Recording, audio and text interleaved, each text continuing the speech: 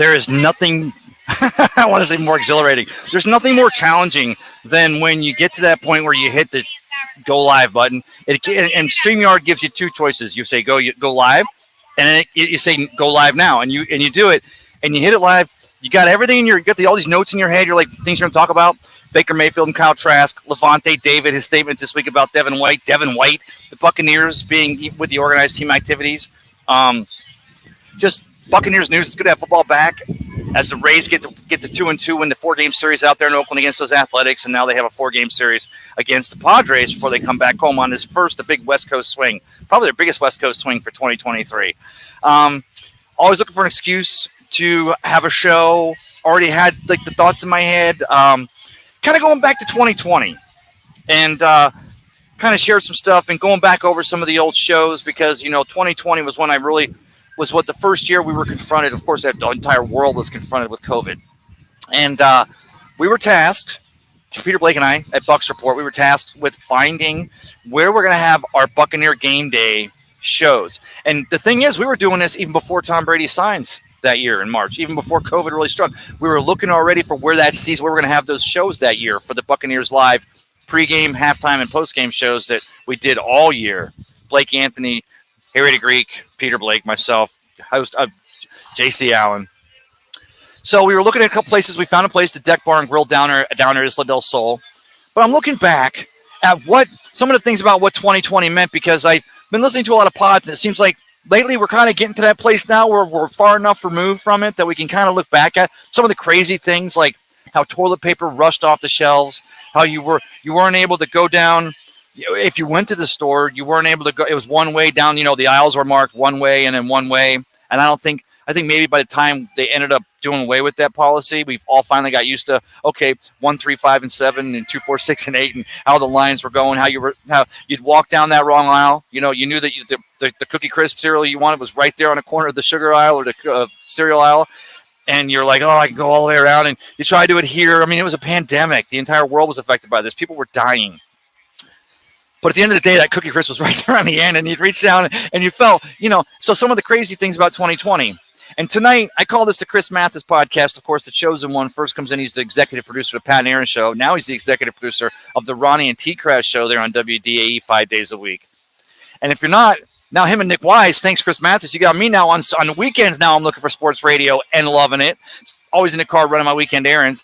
Didn't realize how much I would need it until I get it, and now I love it. And they're going to be filling in tomorrow afternoon for Tommy and Night Train there on WDAE in the afternoon from 3 to 7.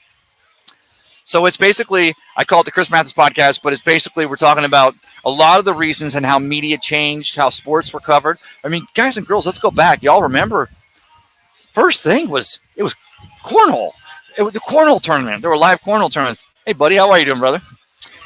It's just me talking to myself. No, I cover the Bucks, Lightning, and the Rays. Talking about the Rays today. Talking about the Bucks, Baker Mayfield or Kyle Trask. Who do you think? Mayfield all day. All right, brother. I mean, like Kyle. I think we should see Kyle, but Mayfield is. I think he's our only guy to go through in the beginning. See how he does. I tell you what, you got to make that call too, because thank you, brother. Ray Kennedy. I'm on a Sports Web. Peter Blake. Yeah. Nice to meet What's you. your name? Hayden. Nice to meet you, brother. Hey, holler at me. I got you, Hayden. 1992 Instagram. Come at me. Big J at 1992. All right, there you go. Join me on the other side. It's a Cup of Ray here on Thursday night. I'm out in front of the Brass Captain across the street from Saltwater Hippie. Both places owned by Kenny, my guy. It's a Cup of Ray on Thursday night. Let me get the showrunner. We'll share the show. What are your comments about 2020? COVID, how you were affected? The way we walked in grocery stores, the way we couldn't shop, the way toilet paper ran off the shelves. It was crazy. And then we're working it back to the media, and I'll get to that point in a minute. We're also talking Buccaneer football here on a Cup of Ray on a Thursday night. See you on the other side.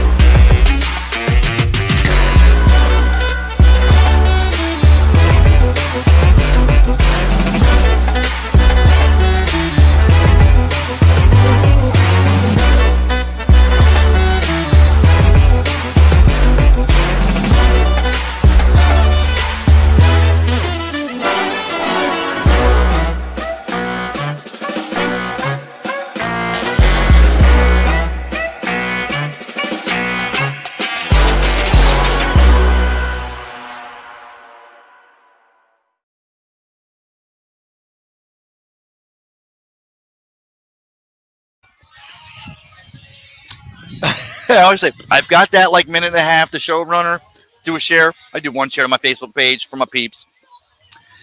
The reason why I call this the Chris Mathis podcast, I'm gonna start off in the very beginning, and I work it back around to media kind of. Pandemic comes around once every 100 years, it seems like such, and of course COVID comes in 2020. And media learned on the fly. We started doing go-to meetings. We started doing StreamYards. We started doing all of our interviews now, and even to today in 2023, now 3 years removed, maybe a full year plus removed from the point where we were worrying about a lot of stuff. Although I pose moving forward, we got to keep our eyes always on all the prizes.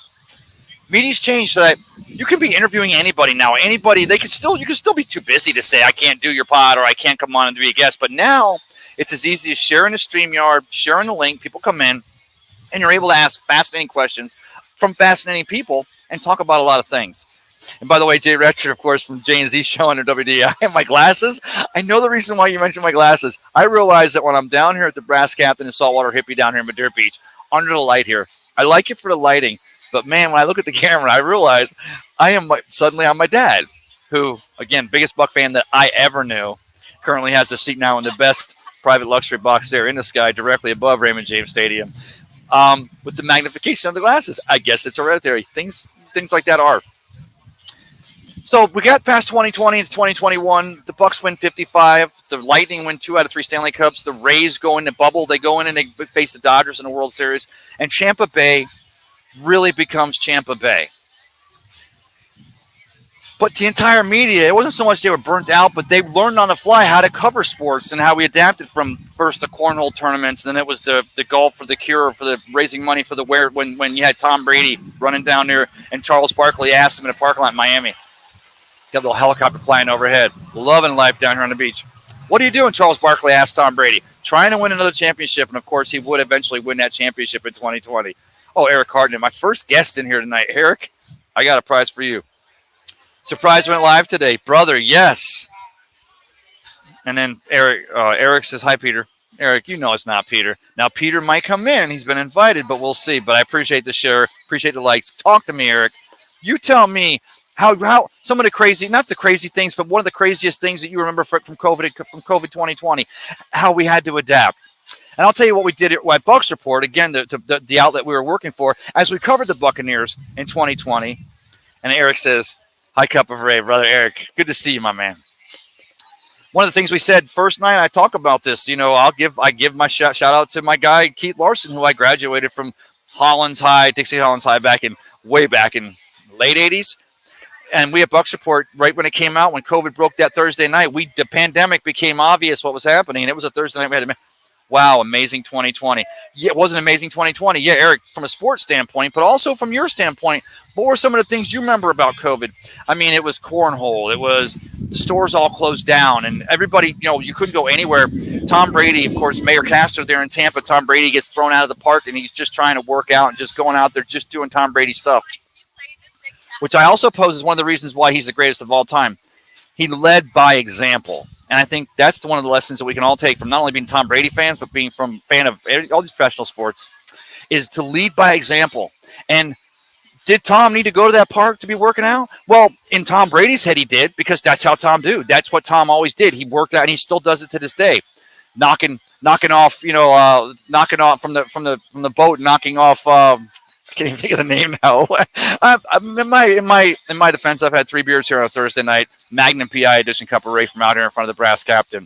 The drones, and he knocks it off with the. I love Tom spending, and I said this on Tom's Instagram page, and Tom, you didn't hit me back. I know you're not playing for the Bucks anymore, so we don't have our regular Tuesday afternoon lunches, so I don't expect you to just be answering any Instagram posts that I make, but I pose that those beautiful children of yours, not only do they have your personality, but they also have Giselle's personality.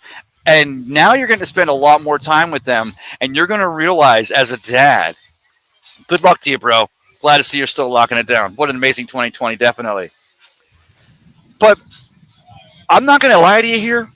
I follow WDAE, and guys were locking it down. A lot of the same usual suspects. Of course, back in the day, you had Ron Diaz and Ian Beckles, and then you had some transitioning. Of course, you had Pat Donovan and Aaron Jacobson. Jay Retch coming in here producing. But one of the greatest things that happened is when Chris Mathis comes from, of course, Chris had his own pod with him and Spencer, right? The Chris Mathis podcast. And I actually was following them before he actually got on the radio. Oh, Eric Hartnett. Eric Hartnett says, Rays, Bucks, Lightning, amazing 2020 year, freaking amazing. And it was, right? Became Tampa Bay. And that's the thing now that you look at it, you look at a city like Miami with the Heat in the finals and the Panthers in the finals, and you're just hoping that those Marlins come nowhere close. You're trying to look at now, because I think now the fact of the matter is that Tampa Bay stands on the top of the heap as far as that Tampa Bay title. Not only does it work, and of course, if the Packers with Jordan Love ended up winning the Super Bowl, and then let's see, the Milwaukee Brewers somehow famously, they could be another Tampa Bay being Green Bay. And, of course, remember the old Battle of the Bays. And I remember the news I love the news this year. Eric says, Tom Brady effect 2020. 100% Eric. It was so much fun. And I posed this the other day. I was talking with somebody, and I said, Tom Brady was as important for the national media as he was just for the Buccaneers here in Tampa Bay. And let me rephrase that, because – of course, he was. I'm drinking let me get some of this beer. I'll put it down. It looks totally unprofessional, but I'm not really professional, so it doesn't matter.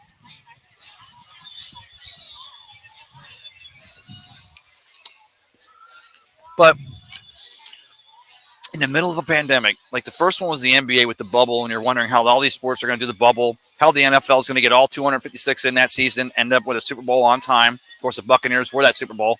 They ended up getting a Super Bowl here in Tampa or Raymond James Stadium because they couldn't have it out there in LA because that stadium wasn't finished yet, the SoFi Stadium. That narrative, that story, that Tom Brady, I posed this, and I'm still not really sure how I want to word this, man. I'm not going to word it properly right now. All of society needed that Tom Brady, that pursuit of what can be accomplished when you put your mind to it and you set your goals and how you can rally a group. In Tom Brady's case, it was 52 other players and an entire organization. But I also posed it was an organization that Jason Light had been building since 2014 and was poised, even under Jameis Winston. Of course, Jameis Winston, we know that experiment, how that worked out in 30-30 Club, was already posed. This entire organization was to have that success. Tom Brady came in and just closed the deal. Tom Brady came in and just did what he do, motivated 52 other players. But the entire world needed that story. And so we kind of felt like, even though it was the Buccaneers' second championship in team history, kind of felt like we were sharing it with the entire world. And that was okay, because Tampa Bay, we're tourism. As I'm standing out here at the Brass Captain and the Saltwater Hippie on a Thursday night, just loving all these young people walking around. Got the New Cambria Hotel right here.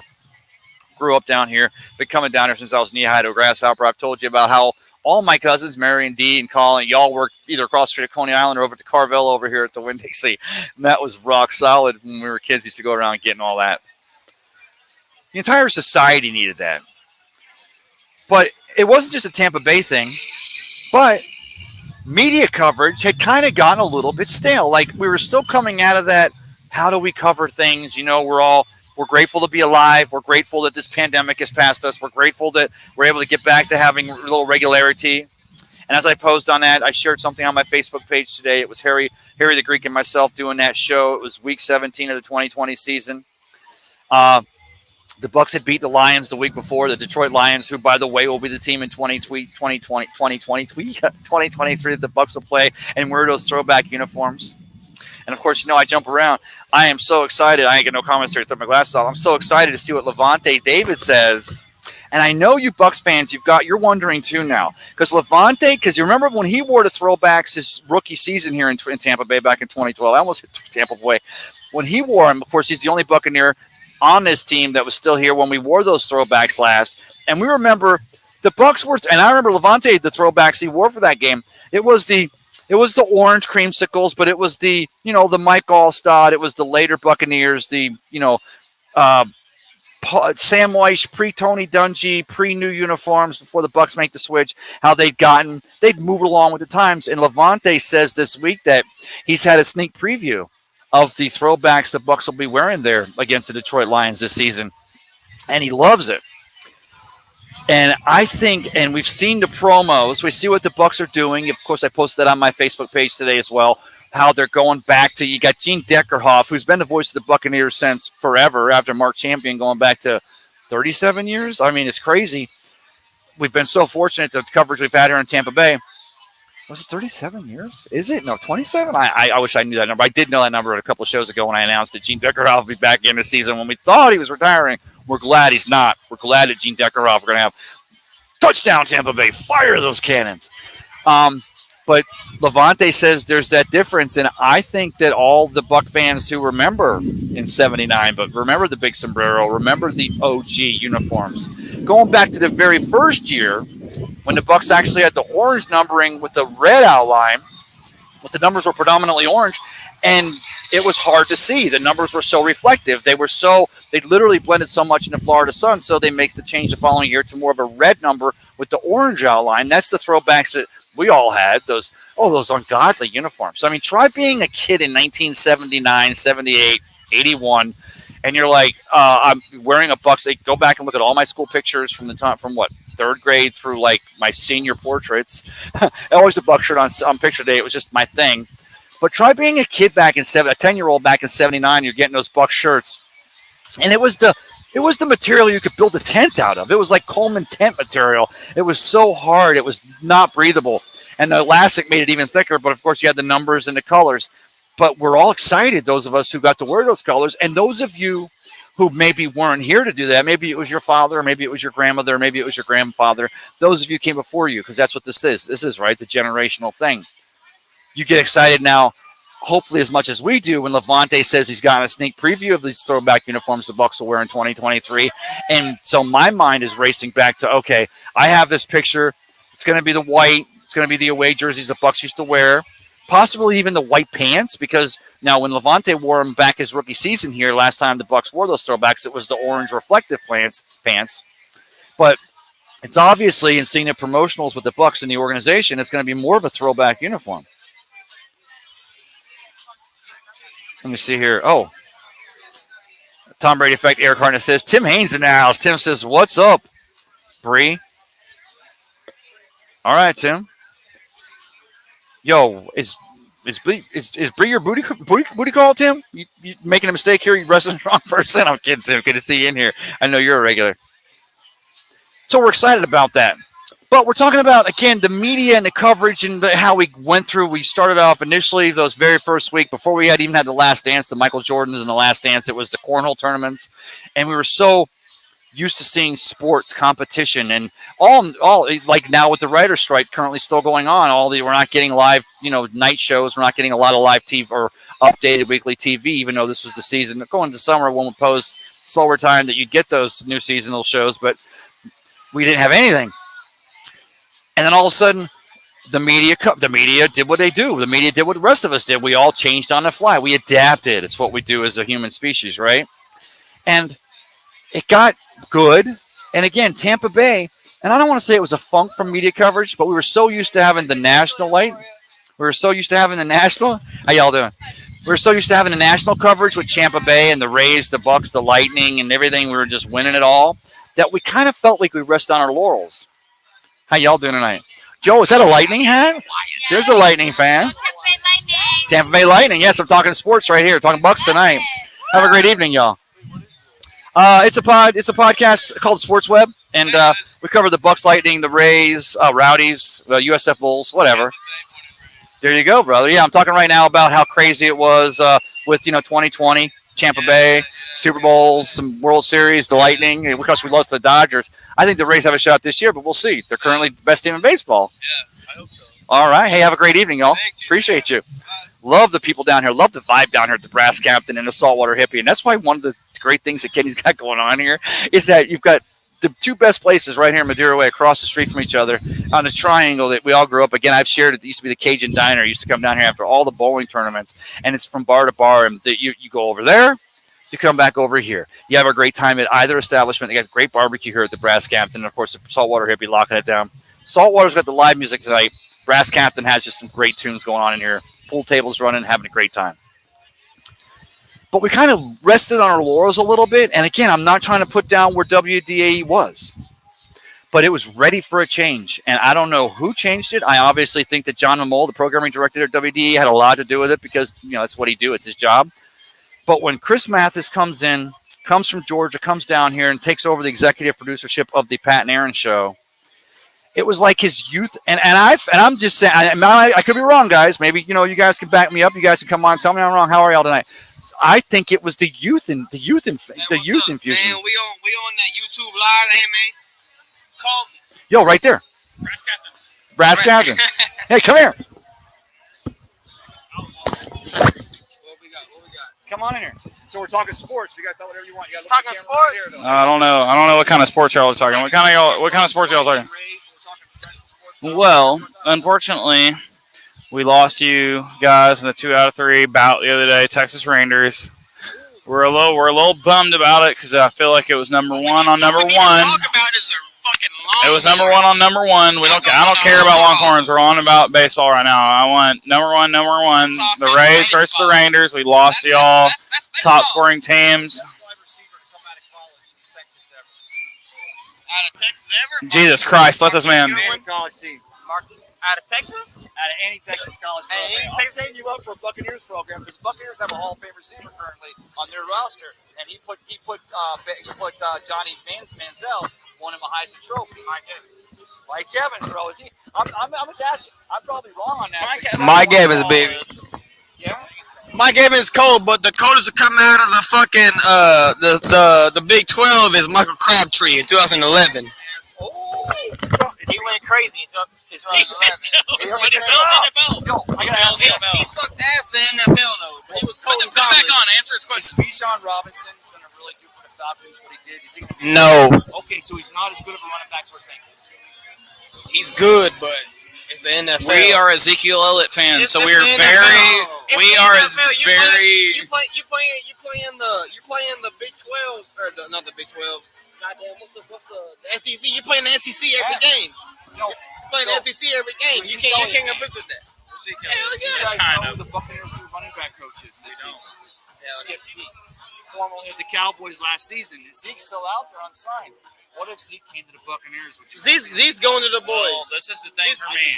These going sign back to the boys for less than the salary. I don't think he's going to go to the boys, and I hope he doesn't because I am a huge Zeke fan, but I hope he doesn't go to the boys. But this is where we're at with him. If he comes to the Buccaneers, I'm a huge fan of anybody that comes to the Buccaneers because everybody on your live will call me maybe like a team hopper or whatever. But my parents live here. I live in Dallas, so I'm all for Dallas and I'm all for Tampa. So I have my Dallas Cowboys hat.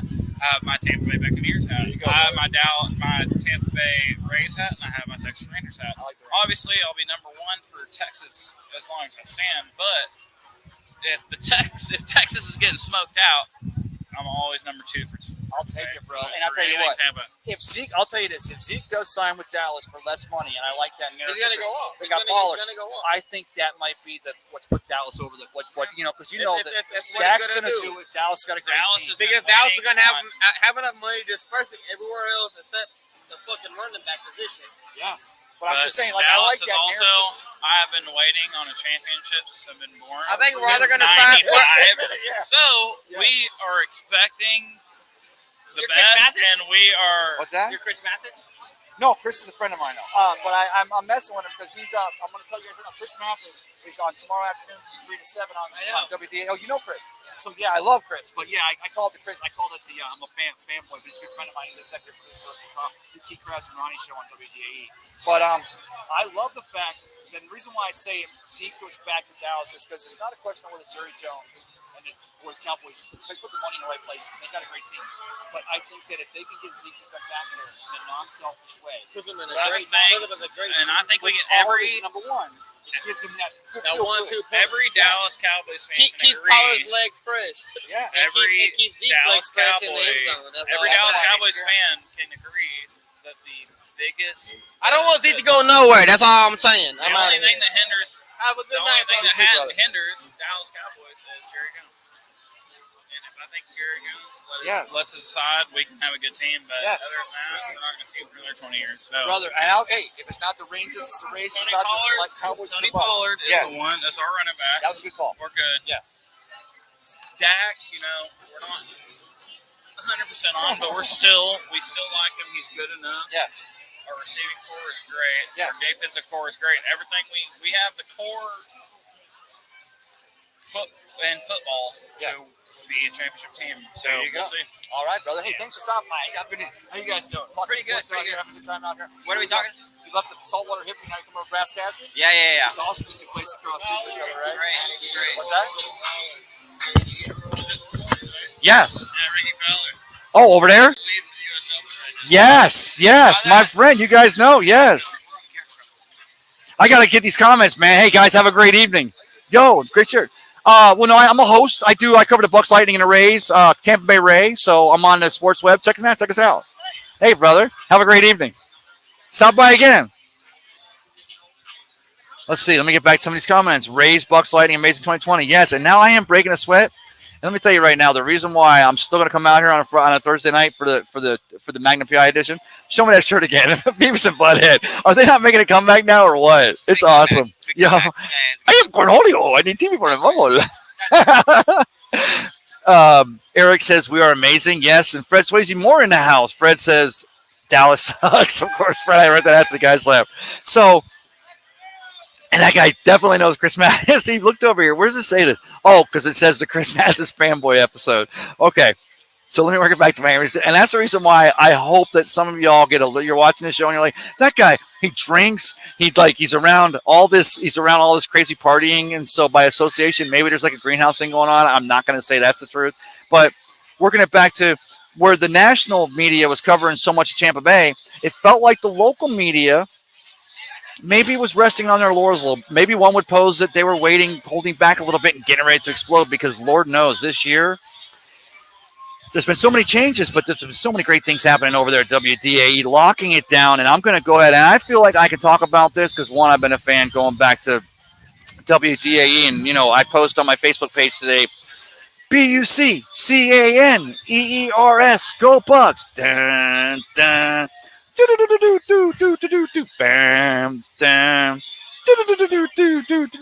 Hey, Tampa Bay, the Bucks know how to shine.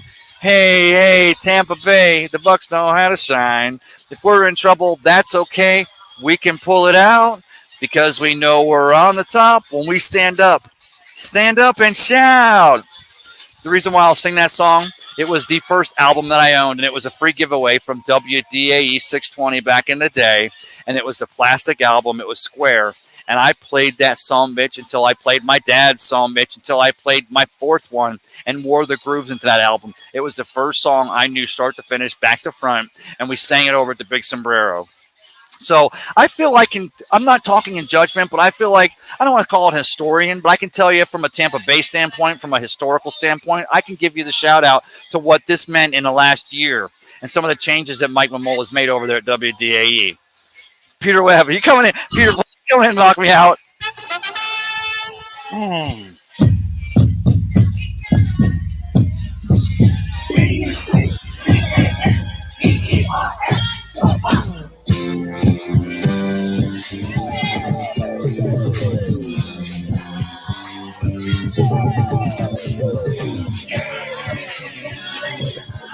There you go. That's what you're trying to do because your voice is.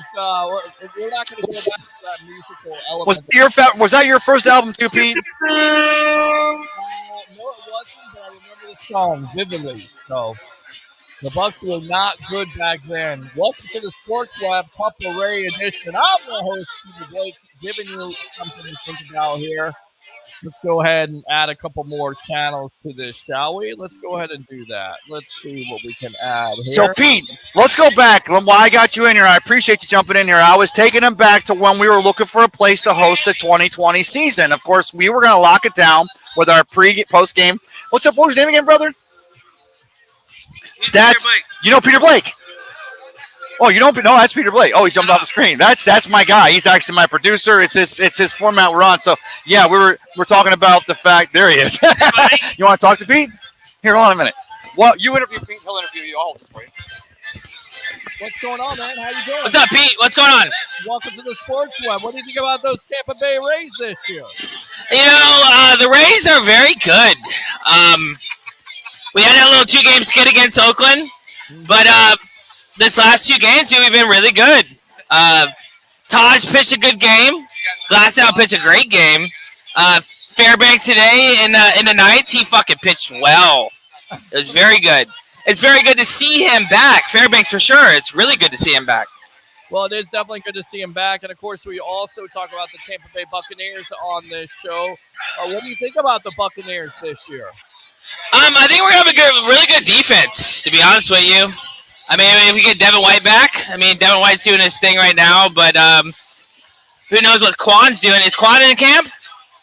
No, well, you're thinking of Devin White, not Quan. Quan's no longer with the team, but he's no longer. He's out, right? Yeah, he's out. Yes. All right. Well, we got Devin. I know that Quan was doing his one thing, but we got Devin. We got Levante.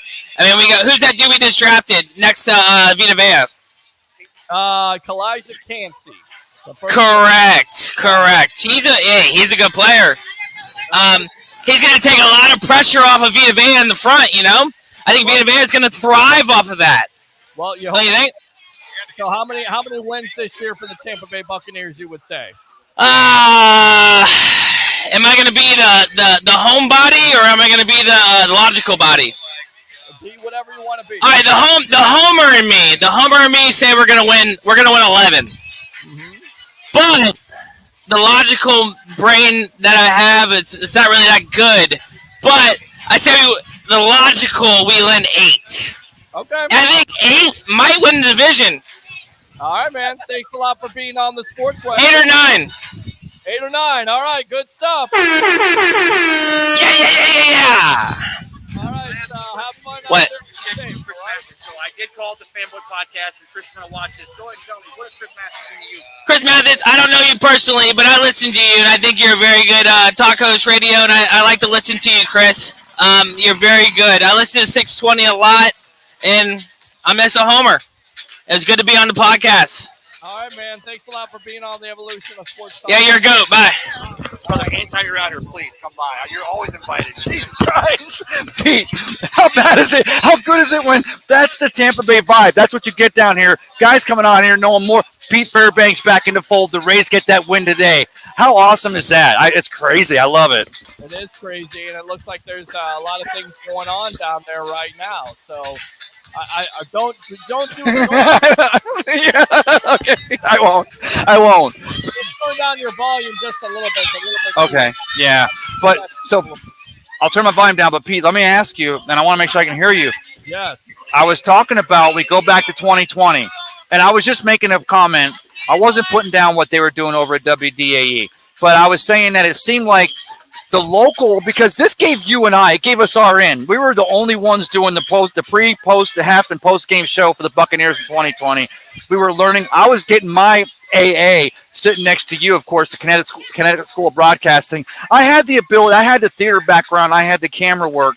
But you showed me how to cross the T's and dot the I's, and I appreciate it. That's why I love you, brother, and you know that. That's why I'm looking so forward to what we're going to continue doing here moving into the future.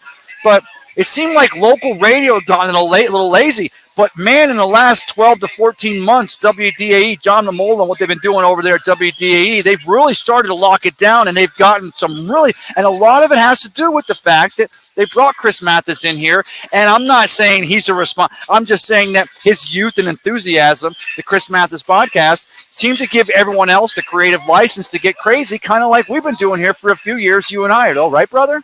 Absolutely. Completely correct. And they do a great job over there. And, you know, hopefully you have them on this show one of these days. Yes. They're just having a good time out there right now. So I just want to jump on real quick and see how you were doing, what you thought about the Tampa Bay Rays today winning their 50th, coming back in comeback true fashion to salvage that series 4-3.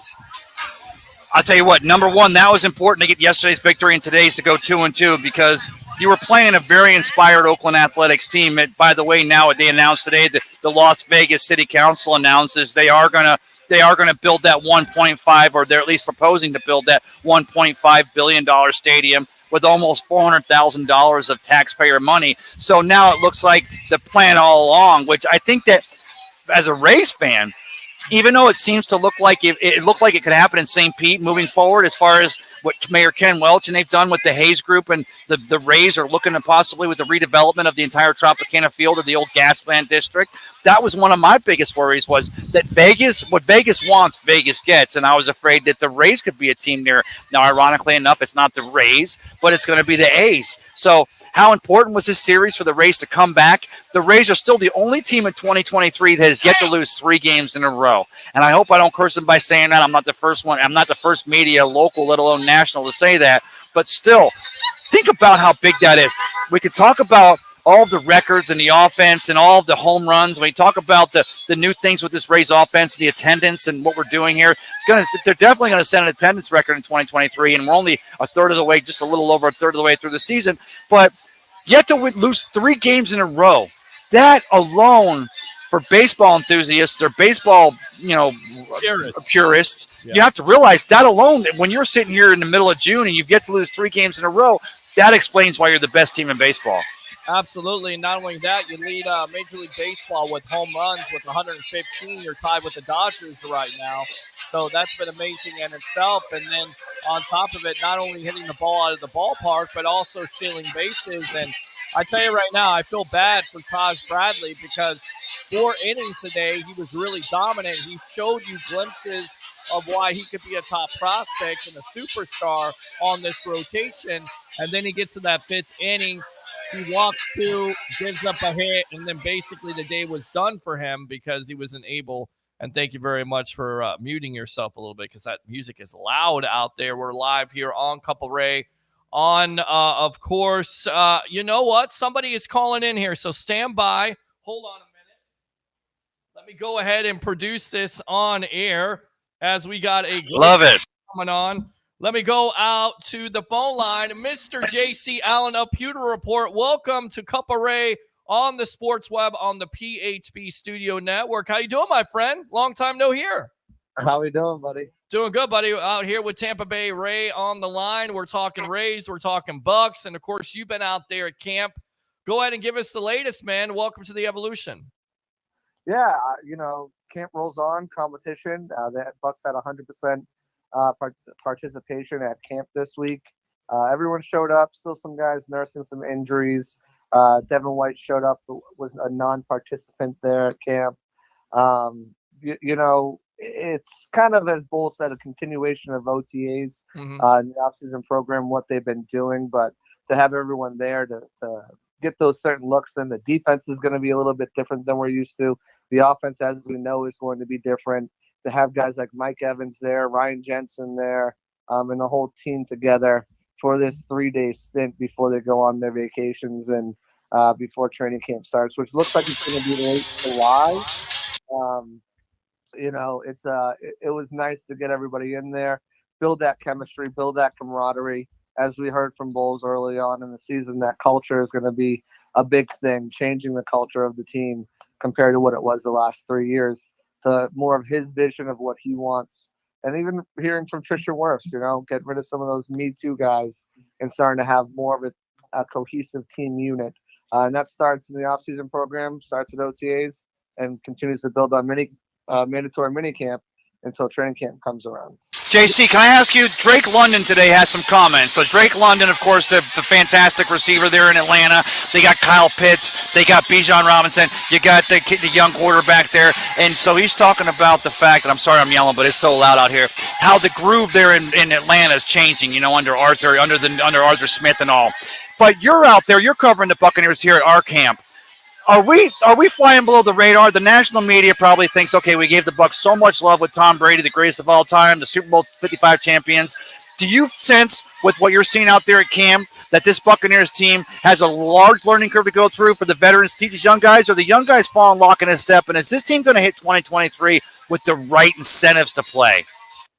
I think when you look at it, the national media is definitely, anytime you lose a guy like Tom Brady who brings headlines in, you're going to get a little less attention. Happened with the Patriots. But I think when you look at this team, so much is going to be dependent, obviously, on the quarterback play, whether that's Baker Mayfield or Kyle Trask. If one of those guys can step up and be a simple game manager, let's say Alex Smith with the Chiefs. Good comparison. The defense is good enough to keep them in games. Remember, last season alone, the Bucks lost numerous games because they couldn't score over 18 points rather. Right. If they scored 21 to 23 points in most of their contests, they would have been 11-5. And the games that they did win, the defense is what really kept them in those games. They won probably 7 out of their 8 wins last year because the defense played lights out. Now, obviously that starts with being a healthy defensive unit. But if you look on the team on the offensive side, the defensive side, there are still a ton of playmakers, future Hall of Famers at core positions. Now they're putting a lot of trust in the league's youngest tight end room. Cade Otton to take that step, Payne Durham to come in as a 5th round pick and be a solid red zone threat.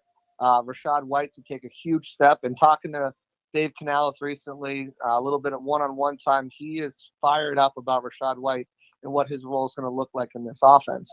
But to answer your question, this team does have the ability to, I think, not only compete for an NFC South title, but compete to make a little bit of noise in the playoffs. Now, I'm not talking about Super Bowl or NFC Championship game, but if they can catch fire at the right time, like the Seahawks did last year, I think there's an opportunity. And obviously, quarterback play, again, is going to be the biggest determining factor. You throw in the offensive line as well. You've got a second-year right tackle who played left guard. Didn't play particularly well. Had one outstanding game at right tackle against the Falcons, and what was a meaningless game. You're banking on a rookie to start at right guard and Cody Mock, making that switch from left tackle. Ryan Jensen coming off a devastating injury, even though we saw him play. But I think if you look at this team together, and specifically what Canales is bringing with this offense, it's going to play to the players' strengths, get them out moving more laterally. It's going to be, as Kyle Trask recently just said in his press conference on Tuesday, very unpredictable, which is a change from obviously last year when you knew what was coming on almost every single play, except for that Bengals game in the first half where they really kind of came out unpredictable until they self-imploded in the second half. JC, can I ask you, though? So Mike Evans makes a statement, of course, that comes out today that he feels like he's never been this open. And we know that in the last couple of years, going back even with Dirk Cotter in the offense under Jameis Winston and before Bruce Arians comes in here, and even with Tom Brady, it felt like, and even going back to Texas, even going back to college, it felt like that Mike Evans was always a 50-50 receiver. But that guy, he showed that he's got the speed to get downfield, and if you play him 50-50, he'll burn you long. Have you been seeing that really? Is Mike Evans going to be the surprise coming out of 2023? We got Chris Godwin. They got Russell Gage. They got all these things going on. They got Rashad White. Is Mike Evans poised to not only have his another 1,000-yard season to put himself in the Hall of Fame, but to be the biggest surprise of the Buccaneers offense in 2023? Well, I think when you look at Evans, speaking with him, I spoke with him at his gala on Saturday, and he's very excited about the ability to move around more, play in the slot, move from one side to the other, get in motion, and do some things that they haven't really done as much as in the past. Mm-hmm. I think Evans is lined for another 1,000-yard season. I mean, look at the quarterbacks he's done it with in the past. It's a motley crew of guys, right? Besides Tom Brady. I think if you look last year at that Seattle system, they ran the ball very effectively, but they had a pair of 1,000-yard receivers in DK Metcalf and Tyler Lockett. I still see him being able to hit that, especially with the way they're going to utilize him. He's not going to just be that go route receiver, that corner fade receiver. They're going to get him in positions where he's going to have the ability to catch the ball in short intermediate routes and use that size to maybe bully some smaller cornerbacks, get by them and pick up some chunk yardage. But I think if you're really looking at any of the wide receivers in this offense, I think Chris Godwin was tailor-made for this offense. Mm-hmm. I know we said that about Bruce Arians too, just because of his size, his ability. You look at the track record of guys in that working out of the slot. But Godwin is truly he's a versatile player who can play outside, play inside. And with his ability, he's one of the best guys run after the catch. I mean, there's just, you look at the stats and he's up there with some of the best guys in the league, Deebo Samuel, Cooper Kupp, those guys. And if you look at this offense, where he's coming, what he's coming from, I mentioned those two guys in particular because they come from the Shanahan offense. McVay is a derivative of the Shanahan offense. Is this still? I'm sorry, Jason. I'm sorry. It's so loud. I think I was going to say Canales' offense is going to be a derivative of that Shanahan offense, and with utilizing what he can do, he's in line to get those. If he can, separate and get those run out to the catch, and I think he's in line for a big year. I think he's going to probably have a better year than Mike Evans, but I still think Evans is going to have a very solid year. All right, we're on with JC Allen of Pewter Report. I'm your host, Peter Blake, here on the Sports Web Couple Ray edition, along with Tampa Bay Ray Kennedy, best of the Bay. You talk about the quarterback competition. What have you seen out there? We've heard various things, if you will, about Kyle Trask struggling with some of the interceptions. I mean, what have you seen overall? I know it's mini camp. I know it's shorts and T-shirts, but at the end of the day, everything counts, especially in this quarterback competition. What have you seen? Yeah, well, I mean, they're going up against Todd Bowles, and Todd Bowles has been bringing the pressure. He's got some shiny new speed on that defensive side of the ball that he has been utilizing to get after and cause some havoc along that defensive line and throw some different looks at him. So, I mean, same thing with Baker. Baker has struggled as well. They've had their high points, they've had their low points. But, when talking about it, I refer to what Bull said today. You really can't learn anything until the pads come on. They're not, the offensive line is barely blocking. The defensive line is holding back. Okay.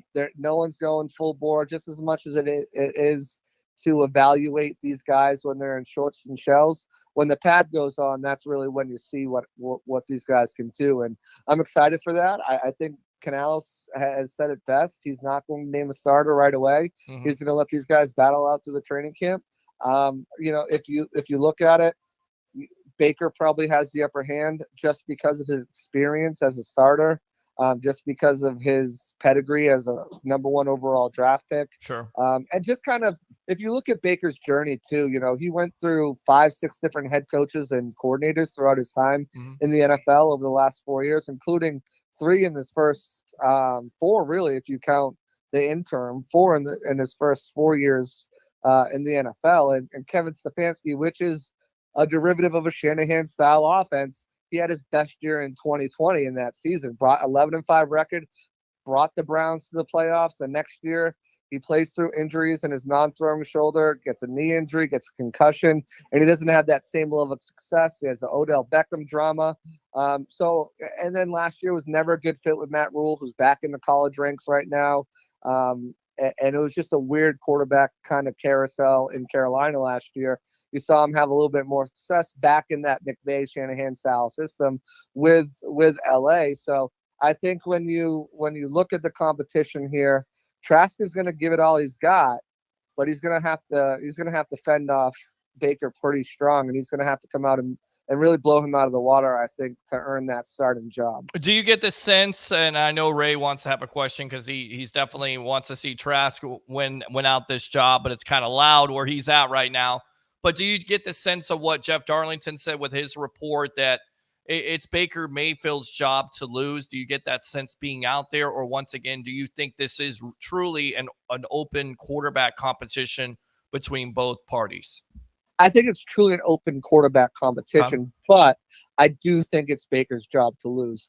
He's got that, again, moxie, that swagger to him. We've heard this throughout the camp, and this is exactly what Jeff Darlington said in his report, less than a couple of days ago, and it's kind of like we've heard this from Bruce Arians. We've heard this from the offensive coaches. We heard this from Dave Canales, how he's raved about it. It's not just all about making the throws. He's trash talker out there, getting other guys hyped up. Trask is a little more reserved. He's a little more quieter. Okay. He's not the rah-rah guy. He's going to lead by example. But the Bucs liked him a lot, and they drafted him in the second round for multiple reasons. Right. And if you look at the guys drafted behind him, no one's really stood out in the league behind him.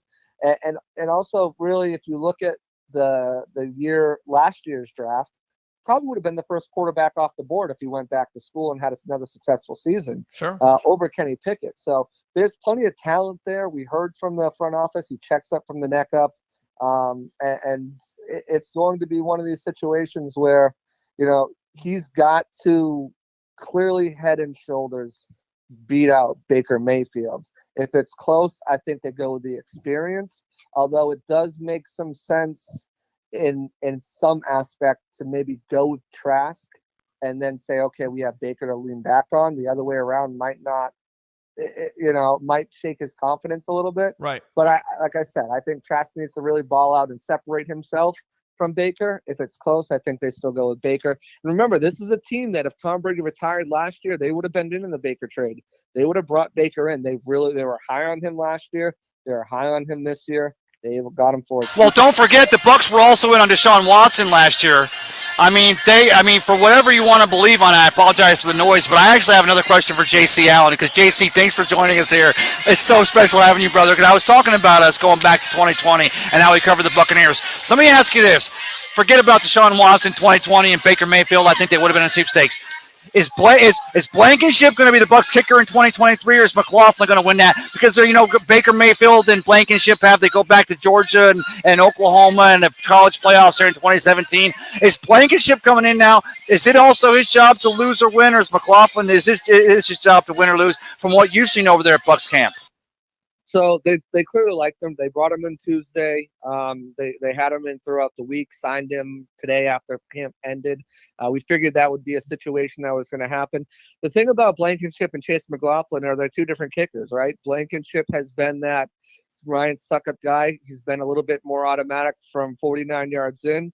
He hasn't really been a good long ball kicker, only 2 successful kicks over 50 yards, whereas just last year, McLaughlin was 9 for 12 over 50 yards. Right. So, it's we've heard Bulls talk about wanting to have a kicker with a stronger leg, and Chase McLaughlin fits that bill.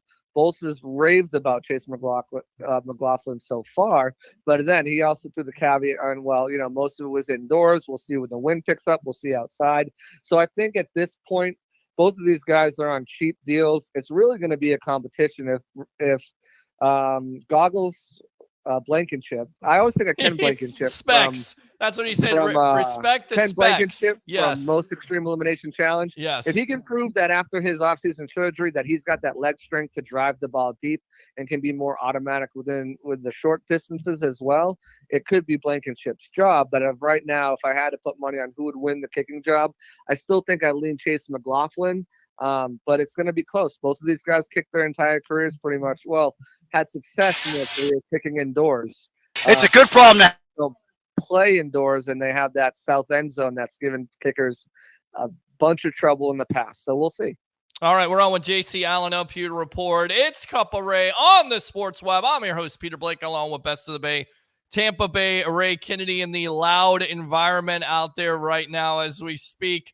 Let me ask you this. They just got done doing restructures on Antoine Winfield Jr. and, of course, Tristan Wirfs, adding voidable years, freeing up $3 million. Do we just think that's for, to sign the rest of the draft picks? Or, like you said, they're so happy with Rashard White, but a lot of fans want them to kick the tires with a Dalvin Cook or an Ezekiel Elliott. Could you see them doing something along those lines? Yeah, so I think the biggest thing about those restructures, because there's really only a few moves they can make. Devin White's one of them. That's not happening. They're not going to extend him or restructure his deal with the current situation. Mike Evans is the big one to watch. I still think he gets an extension at some point this season. They're going to need money to operate during the season and also pay their practice squad. And with the $3 million that they actually just dipped into as well to sign not only Kalijah Kancey and Yaya Diaby, but also to sign Rodrigo Blankenship today, they still need to sign Cody Mock as well. The hang up with Cody Mock is second-round picks. Half of them are unsigned right now because they're vying for more guaranteed money in their contracts. Every year so far, second-round picks have been vying for more guaranteed money in their contracts. So that's the hang up on Cody Mock. Eventually, he'll be signed, and that eats into most of that $3 million that just opened up. But the biggest thing that says to me, by not making those moves with Devin White, not making that move with Mike Evans, certainly not making that move with Shaq Barrett until you see what he looks like coming off that really bad Achilles tear. Sure. Is that these guys are in their future plans. You're not going to bump out void years if you're not going to sign them long-term deals. So a little wink nod to the future. Expect Tristan Wirfs, expect Antoine Winfield Jr. to be locked up for the foreseeable future with the Buccaneers after the season to long-term contract extensions. And that's what you would say. Both of those players deserve it at the end of the day, and that's what we're talking about on this show ad nauseum during the postseason. how Devin White is so inconsistent. And you look at the other players here in Antoine Winfield Jr. and, of course, a Tristan Wirfs. They're going to get their money when it's time to get their money. But didn't Devin White have to do what he did, going by the Roquan Smith script from last season? Even though I think Devin's got a bigger heart than Roquan, I think Devin's more committed to this team. And I think that's what Levante alluded to this week, is the fact that Devin, he got a little heated, he got a little passionate. I think that Devin White realizes at the end of the day, he puts in a good performance in 2023. He could be a Buccaneer in 2024 with that $100 million contract. That stands to question. But I think he had to go by the Roquan Smith script, and that is to get it out there that he's looking for that big contract, because what's the worst thing that could happen to Devin White? He could play balls out in 2023 and the Bucs could franchise him in 2024. That's not what Devin White wants, is it? Yeah, I think obviously Devin wants his contract. He wants to be paid. He said it coming out of LSU before the draft that he wants to be that $100 million a year player. I think this is a situation where Levante said it best. These guys are close. We saw recently after, kind of crap hit the fan that he put that tweet out about Levante David. Are you watching this right now? Are you watching these? Look at those guns. Look at these guns. It's a gun show. It's a gun show. That's all right, bro. Hey, you guys take care, man. Have a great evening. All right, he put out there that I love you, Levante David tweet, and that was people were like, oh, is it cryptic, whatever. But I think when we talked to Levante yesterday, that was him saying, I appreciate the advice you gave me. Emotion, not passion, or passion, not emotion. And, Devin's an outspoken guy. He's a captain for a reason. He's the guy that leads the huddle before games for a reason. He's a team captain for a reason. So, I think obviously it was a learning curve. This is a business. I'm sure he's got people in his ear. This is a business. Loyalty is one thing, but teams aren't loyal to you. We heard Levante David say he learned that this was a business when Peyton Manning was cut from the Broncos, from the Colts and went to the Broncos. Yeah. So, it's just one of those things where if he could take it back, I think he would. The fact that it went public. I mean, it didn't go public from him. It was obviously broken by one of the local reporters that cover the Buccaneers here. Sure. So, he's got a lot to prove. He's got to prove he could be more consistent. He's got to prove he can be better in coverage. If he wants that $100 million deal, he needs to prove that he can be that type of guy who can be relied upon down in and down out. And not only in 2020, but also in the foreseeable future, because let's face it, Levante maybe has 1 year left after this, maybe 2 years after this. Who knows how long Levante has. And if they're going to pay him $20 million, he's going to need to be that guy. He's going to need You're to be watching that, this, right? I'm trying not to watch this, and I always try not to watch it. Well, I'm trying not to watch this right now with Ray Kennedy just being a fool right now. No, don't you say anything at this. Wait, I'm going to run out of battery here. First of all, JC, I tell Pete I love him every show we do. I love you, brother, because what we've done together and what you've meant, and you're one of the guys that made it over the wall here, locking it down with Peter Report. And I love the fact that we can depend on you to come in here. And I better hope, I'm not sure which show on WDAE is going to have you in here this entire 2023 season, but they better be fighting for JC Allen, because whatever show gets you, gets the win, brother. So I appreciate you. Now I'm running out of battery here. So before I get out of here, and I'll let you, Pete, land this show because I'm like 1 minute away, I wanted to explain the reason why I call this the Chris Mathis podcast. Because Chris Mathis came in here, and after COVID, after 2020, we got 2 years removed, and he gave WDAE excuse. He gave John Mamola an excuse to get outside the box, and man, did they do it. And they're locking it down from sun up to sundown, and now even on the weekends with Nick Wise and Chris, who will be filling in tomorrow on the Tariq Kraz and Ronnie show. So I hope Chris doesn't mind that I call this the Chris Mathis Fan Boy show. I'm a fanboy though, but I've liked that kid because of the Chris Mathis podcast. JC, I love you, brother. Thanks for coming in here. Peter, I love you, brother. Thanks for coming in. I'm getting ready to go dead here, so if you guys will land this thing, I'm going to get off the air. I'm going to go hit that vape, grab another beer, and hit this DJ for a little party music. All right, Tampa Bay Ray, best of the Bay. Thanks a lot for your time, as always, my friend. And he's out of here. Let's come back here with JC Allen. A little bit of a quieter environment, if you will. Lots of things going on. I always tell him, turn down, but it's so loud out there. I guess the poor guy can't hear himself. We're on with JC Allen of Pewter Report. With all that being said, Ray's he's like a car accident or a train. You just can't help but to look away. Well, and that's it.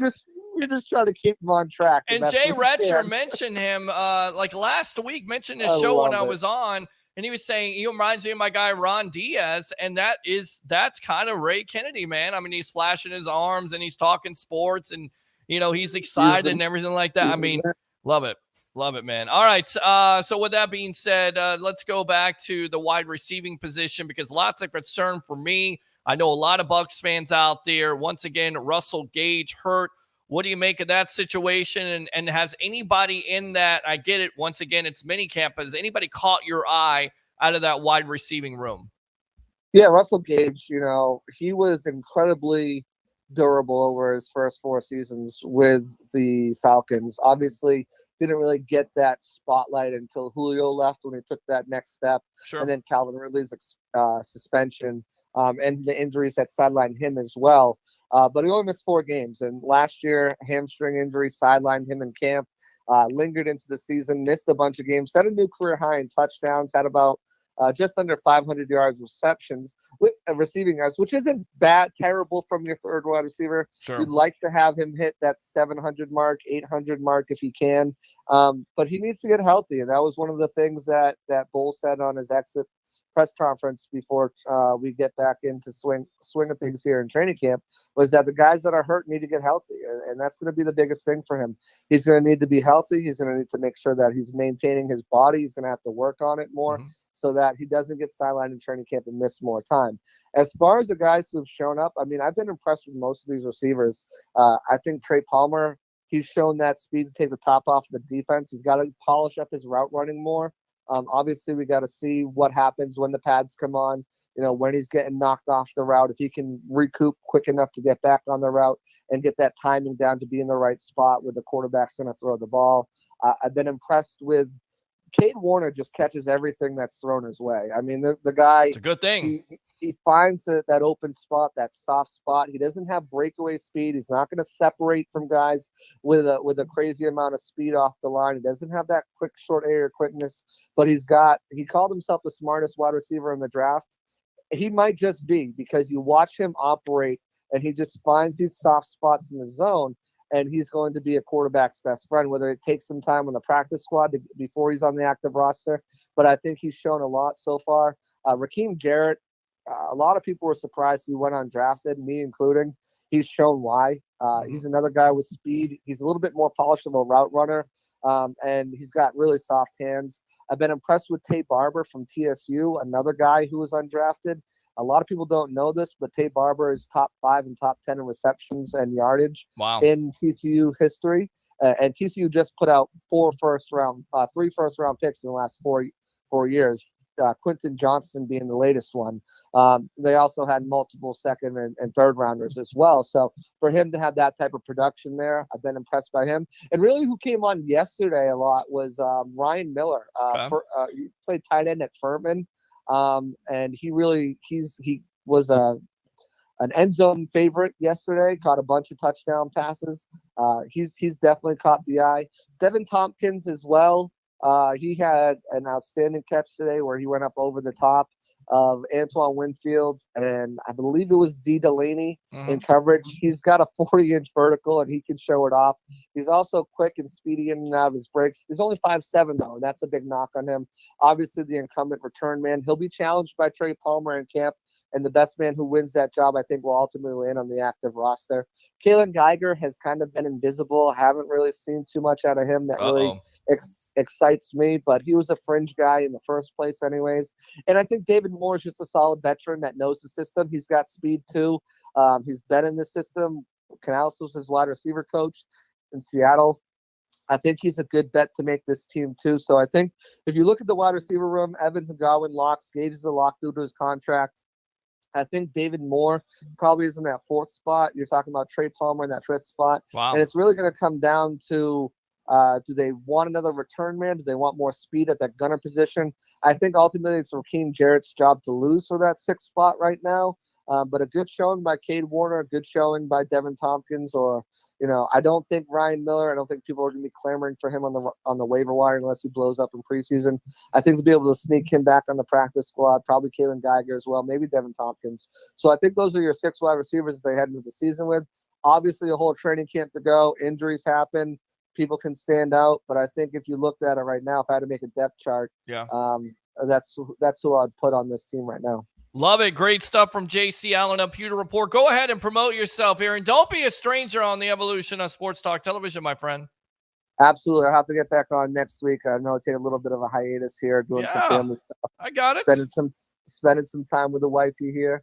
Well, I would too. If I had a wife and kids and family, I wouldn't be on somebody's show who doesn't have a wife and kids and is talking football. I would be with them. Priorities, my friend. We always talk about it here. Happy wife, happy life. That's how it goes. We just watched Fubar. If you haven't checked out Fubar on Netflix, it was pretty good. Okay. But yeah, you guys can find me at Pewter Report. JCL and NFL is my Twitter handle. PewterReport.com. Pewter Report on Twitter as well. All of our stories, podcasts. Pewter Report TV on YouTube. We just had players back to back 3 weeks in a row. I know. I watched. You guys did a great job. That was excellent. We'll have some more players and maybe even some coaches coming up on the podcast while we're in this off-season dead zone until training camp starts back up. That's where you can find me. That's where you can find all my work. That's where you can find all my colleagues' work. Just grinding out stories. I got to ask you one more final question because everybody goes crazy for the creamsicle, right? And it was announced that they're going to wear it on October 15th versus the Lions, but there is a little caveat to this or something interesting that came out. Levante David says these are not the same uniforms, JC, from 2012. You got any inside information on this at all? I wish I did. I know Tristan Wirfs was on WDAE yesterday. Jamel was speaking today. They've got sneak peeks. They're all very excited. Jamel Dean's saying this is a jersey swap that will not happen. He's keeping that jersey, and that's going up in his house. So wow. The players are really excited about it. Obviously, Bucs fans are very excited about it. I think it will be a new look, maybe a slightly new design to it as well. And we'll see them soon enough. As the Bucs, I'm sure, will make an announcement here displaying these jerseys. They need some off-season content just as much as everybody else does. So I'm sure we'll get a sneak peek at them soon before we get them live in person against Detroit in October. All right. On that note, JC, thanks a lot for your time here on the Evolution of Sports Talk Television, my friend. All right? Always. Talk to you soon. All right, buddy. See you later right there. Mr. JC Allen on from... Didn't expect to go on tonight, but here I am. Here we are. So let's go ahead and fire up the phone lines. If you want to call up, I've seen Curtis before. He wants to talk about the Tampa Bay Buccaneers or your Tampa Bay Rays, who, by the way, picked up their 50th win today. Just saying. Pretty good. So the Rays now 50-22, salvaging that series from the Oakland A's, beating them 4-3 today. As we talked about with Tampa Bay, Ray Taj Bradley, 4 innings, very dominant baseball. And then the fifth, they came all undone. The bullpen gave up the lead. They were up 3-0.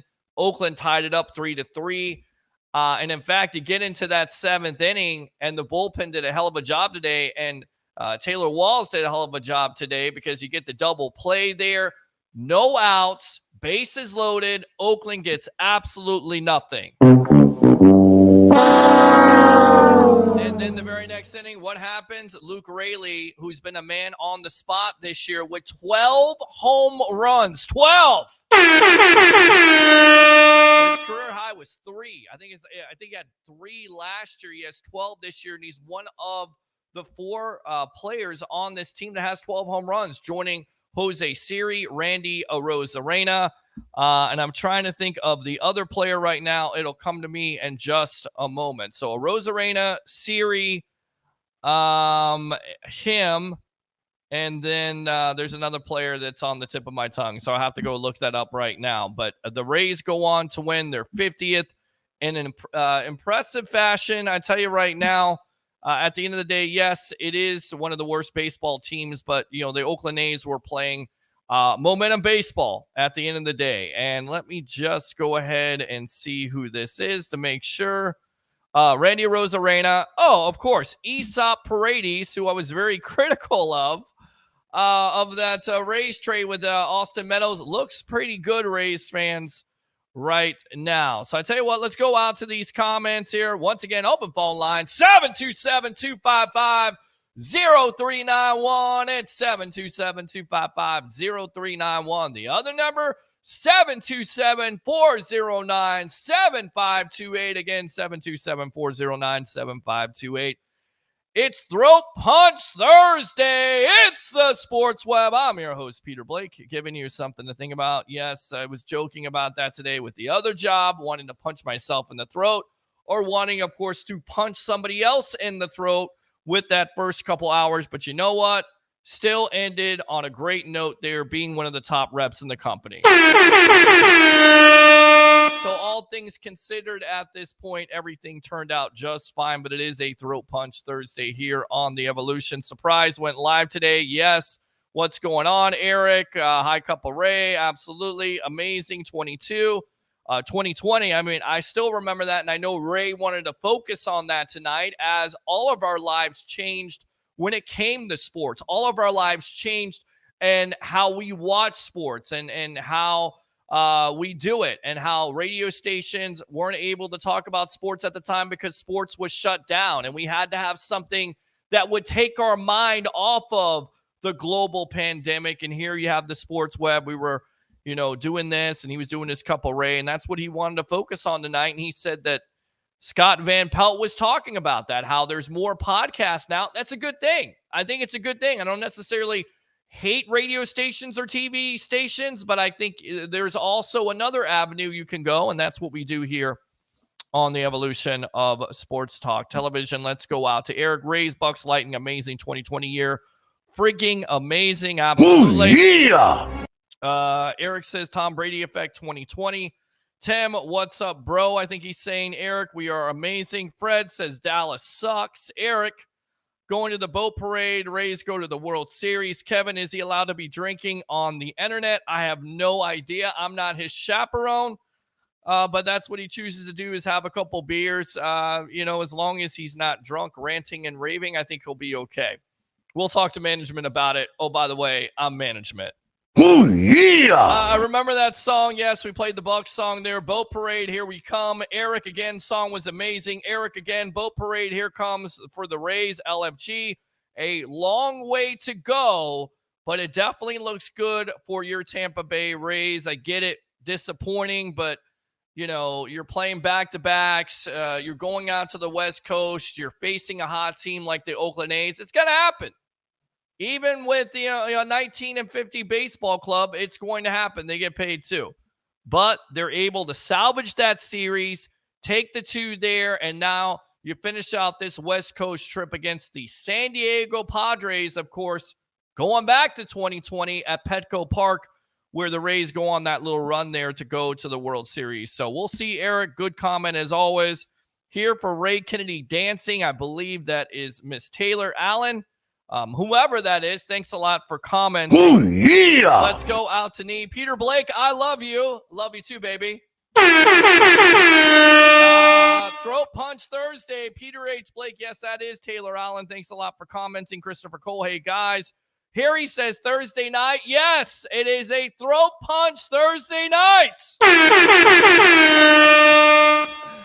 Harry says, Energizer Bunny keeps going and going and going. That's why I love JC Allen. He gives you the information that you want. He gives you all the inside analysis that we ask for here on the Evolution of Sports Talk Television. James Splash Ludeman says, creamsicle jerseys.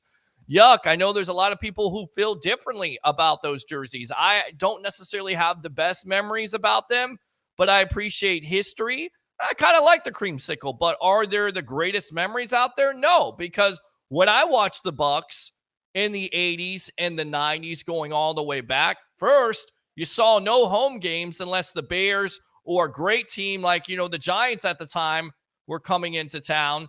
Their opposing fans would sell that out. That's the only way you would be able to see a home game first and foremost, because you had to listen to Gene Deckerhoff, Dave Logan, whomever else was on, usually Gene and Dave Logan.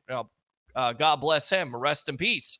and all the great stories. So, that was my introduction to radio in the first place. But they lost a lot of games in those uniforms. It was not great memories. So there's definitely, a difference for me how I feel about it. But at the end of the day, I appreciate the Tampa Bay Buccaneer history. And with, of course, the losing comes the winning. And that's why, as Tampa Bay Buccaneer fans, we appreciate it that much more. That's why, as Tampa Bay sports fans in general, we appreciate it that much more because it took that much to get there, right? It was a challenge. It wasn't given to us. You're not spending $200-300 million. You're not even spending $100 million. That's why Tampa Bay sports fans appreciate it that much more.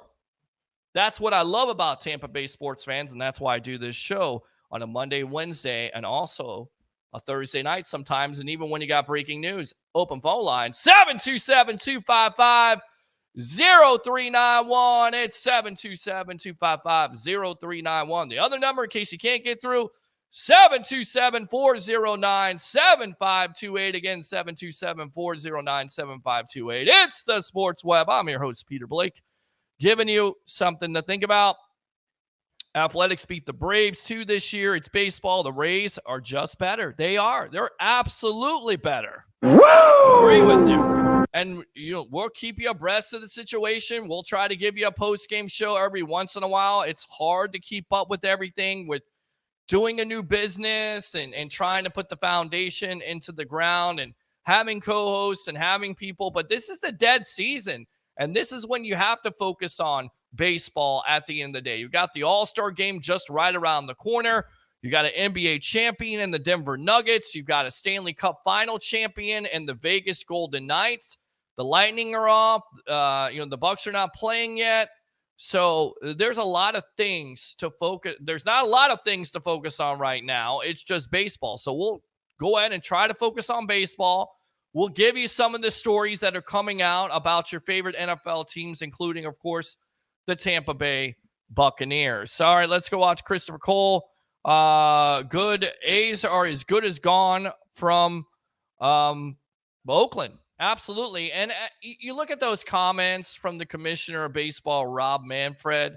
I mean, excuse my language, but I feel like he's a cold-hearted son of a bitch. I mean, seriously, that's how I feel about him when he's mentioning a multi-billion-dollar stadium. Like, those people don't understand that. Blue-collar people don't understand that. Sports fans don't understand the business of baseball, and I get it.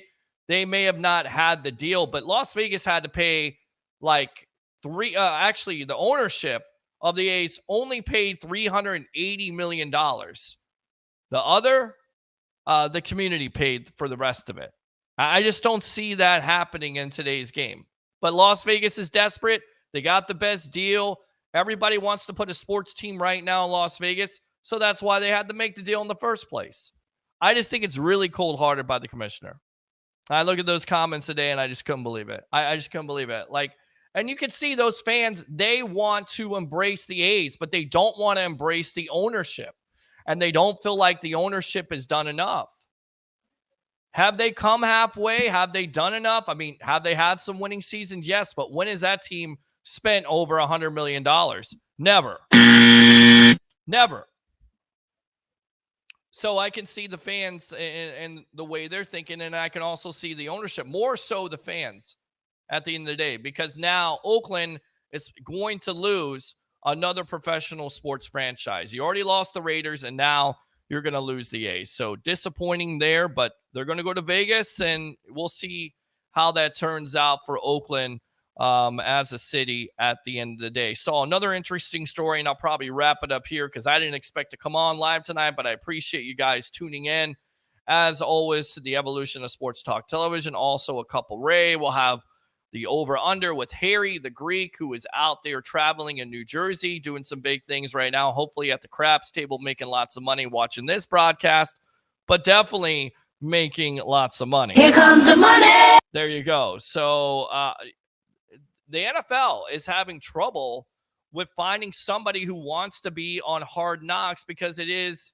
not the best situation, right? There's distractions to it. And it made me think, in the 4 teams that are in contention right now are the Bears, the Commanders, the Jets, and possibly the Lions. And that was the report that came out today from various sources, including the Detroit News, that the NFL has approached the Lions in doing a second consecutive year of Hard Knocks. What would you think of that, fans? Do you watch Hard Knocks? Would you want the Bucs to do Hard Knocks? 727-255-0391. It's 727-255-0391. The other number, 727-409-7528. Again, 727-409-7528. And the reason why you mention this is because the Lions are the team on the spot. I feel like that because, look, they're opening up versus the Chiefs. They nearly made the playoffs last year, only 1 game away from doing that. And it seems like they're a team that everybody's watching this year, right? And that division as a whole, right? The NFC North is wide open. No more Aaron Rodgers. You got Jordan Love. It's the Jordan Love era with the Green Bay Packers. And you got Justin Fields with the Chicago Bears. And you have the Lions. And you still have the Vikings there with Kirk Cousins. We'll tell Cameron Jordan that. He had some comments about Kirk Cousins, which we'll get into sometime next week. But it seems like it's wide open for the Lions. Would you be okay with that? Would you be okay with embracing the fact of the Lions going on Hard Knocks? How about the Bucs? Out of those teams that you would be interested in, would it be the Jets? Would it be the Commanders? Would it be the Bears? The Saints are in that conversation. And of course, you know, the qualifications are you can't have a first-year head coach. Those teams do not have a first-year head coach. You didn't make the playoffs. Those teams didn't make the playoffs the last couple years. So they would be in contention. For me, it's easy. It's the New York Jets. That's probably the most interesting story if you want to do a Hard Knocks special on that team. That would be it. Aaron Rodgers, Sauce Gardner. You know, what did it take to get Aaron Rodgers? Can he take me inside of that? What's the mood of the team? What's the chemistry? Because we heard nothing about, all we heard about Aaron Rodgers is how he was a malcontent, how he was a diva. Can we see some of that? Will we be able to talk to some of those players? Will they be able to take us inside? It's New York. It's the Big Apple, the Jets, all these major expectations in the AFC East. That would be interesting to me. The Commanders, it's a mess. Nobody cares about the Commanders. They're changing ownership. So you really want that? No, I'm not doing that. The Saints, I mean, I don't care about the Saints. I hate the Saints. I think every Bucs fan hates the Saints. You want to watch the Saints on Hard Knocks? Not me. Not at all. So, and then the Bears. I think the Bears are very interesting too. You know, and I was putting this out there on Facebook today. You know, what storylines would you focus on if you're a producer for Hard Knocks? What would you focus on? You know, Justin Fields, you get DJ Moore, you spend in free agency. Is that interesting enough? Is that compelling enough for me? I think it could be compelling, but I would still go with the Jets. How about the Bucs? Bucs fans, would you hate the fact that the Bucs were on Hard Knocks? I get it. There's a lot of distractions. There was a lot of distractions there last year. Would you hate that thought? I wouldn't necessarily hate it. The only thing I would hate about it was the distractions. Would it be too much of a distraction? Of course, the storylines are already there, right? I mean, we're going to be talking about it in the next couple months. Who's going to be the number one quarterback? Who is going to be the next coming after Tom Brady moves on? Is it going to be Baker Mayfield? Is it going to be Kyle Trask? What about the Devin White situation? Let me go out to my buddy, Mr. Tampa Bay, Ray Kennedy. Welcome back to the Evolution / Cup of Ray show here. What's going on, buddy? We're all part of the evolution, brother, and you know it. Yes, we are.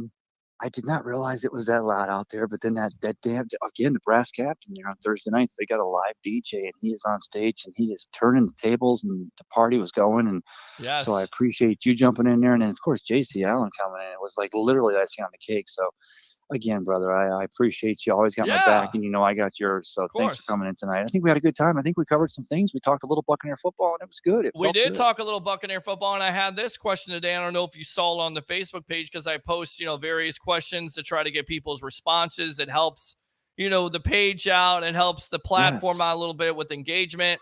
But there's a report out there that the NFL has approached the Lions in doing 2 consecutive Hard Knocks. Would you like to see that? And out of the choices besides the Lions, who would you like to see come? Would it be the New York Jets, the Chicago Bears, the Washington Commanders, or the hated New Orleans Saints? Who would you like to see? Honestly, I'll take Detroit Lions 2 years in a row. Really? The team I personally, I like what Campbell's got going on there. I like what's going on, Jared Goff and what the Rams did. They sold their soul. They got Stafford, got a Super Bowl, but I still think Goff's a good quarterback. But I'll tell you what, the one team that I would love to see in Hard Knocks, just because of what the culture he's going to bring to his Broncos, and I'm so glad he's not in New Orleans anymore, it would probably be Sean Payton and those Denver Broncos. That would probably be an interesting a look inside of a team. But you can't do it. They're disqualified because it's a first-year coach. I mean, that to me, the main story would be the New York Jets because of Aaron Rodgers, because it's New York, because there is so much behind it. You can make so many storylines there, not only with Rodgers, but Sauce Gardner, all the expectations, the young players, how are they reacting to A-Rod?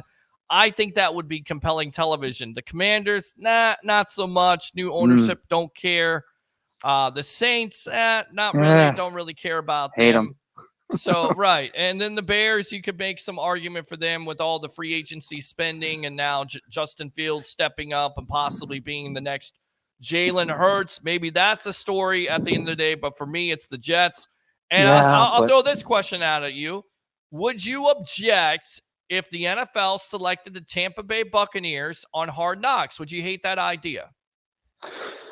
Man, I suddenly I think about Chris Baker hugging a tree and the fact that team that year just underachieved. So, all we wanted to see was Deshaun Jackson getting one deep ball from Jameis, and they literally had to go through all of the film on the floor to get one deep route that actually connected. Well, you remember that whole season had distractions, not only Hard Knocks, but also wasn't Hurricane Irma? Yes. Before the season? Yes, sir. Yes. It was. I remember. I was at the radio station. Now, I could be wrong on this. I make positive predictions. I'm an optimist, not a pessimist, but I can tell you right now, I don't, even with the Robert Saleh and the team the Jets have, with the offense and defensive rookies of the year, with the Jets who are ready to want to just take that next step. Aaron Rodgers is never going to be a Tom Brady.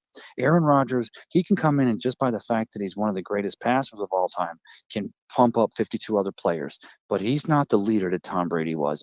I think that it would be an interesting storyline. It would be a great preseason, all of the Jets and how they're acclimating. Is he on ayahuasca? What are the players doing? The New York market. But let's be honest, at the end of the day, I'll be totally shocked if 12 months from now, if the Jets end up being, let alone the AFC representative in a Super Bowl, let alone a Super Bowl champion. What Tom Brady did in the Buccaneers in 2020, special during a pandemic, not only special, maybe iconic for all time. And being that we're Bucs fans and it happened with our team, it only makes it that much sweeter, brother. Thanks again for taking over tonight. I love you, brother, and I'll talk to you real soon. All right, we'll see you. Hey, Saturday, you better be there at the studio, all right? I'll work it out. You know I will. All right, man. Love you, brother. All right, brother. Get home Love safe. you. All right, there you go. Tampa Bay, Ray Kennedy, all excited as always. So on that note, just throwing out that question. The question is out there on Facebook. We're going to wrap it up here. It's getting late. Congratulations to the Tampa Bay Rays on their win today. First team to 50 wins in Major League Baseball. Amazing in itself. We'll continue with this Bucs talk next week. You never know if something happens, something breaks. Definitely tune in here. Thanks to Tampa Bay Ray Kennedy, Best of the Bay. Thanks to JC Allen of a Pewter Report. Like and subscribe to the Sports Web. Give to the Super YouTube chats. Also give to Facebook stars like I Love St. Pete, The Hub, and Amped Up Sports. And do 3 things for me on this Throat Punch Thursday night edition of the Sports Web. Bring your passion, bring your excitement. Just don't bring any nonsense. I'm your host, Peter Blake, your Rolex reporter. What time is it? It's my time. And fans of the Sports Web and Tampa Bay sports fans out there, it's your time. Have a great Thursday night.